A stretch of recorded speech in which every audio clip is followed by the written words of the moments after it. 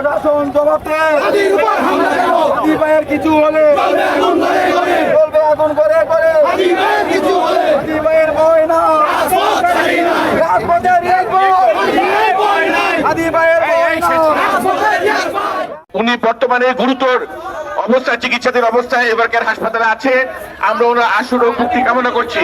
যত বড় সন্ত্রাসী হোক না কেন, অবিলম্বে তাকে গ্রেফতার করে আইনের আওতায় আনা হোক। আপনি জানেন আগামী 12 ফেব্রুয়ারি 2026-এ সংসদ নির্বাচন হতে যাচ্ছে এবং এই সংসদ নির্বাচনকে ঘিরে যে ষড়যন্ত্র করা হচ্ছে তারই একটি অংশ হলো হাদি ভাইয়ের উপর এই আক্রমণ, কাপুরুষিত আক্রমণ। উপজেলা এবং গাজীপুর জেলা বিএনপি ও সহযোগী সংগঠন তীব্র নিন্দা জানায়, তীব্র প্রতিবাদ জানায় আক্রমণের এবং দৃষ্টান্তে আসামিদেরকে যারা নাকি সন্ত্রাসী তাদেরকে আটক করে দৃষ্টান্তে শাস্তির মাধ্যমে আমার দেশে সুশাসন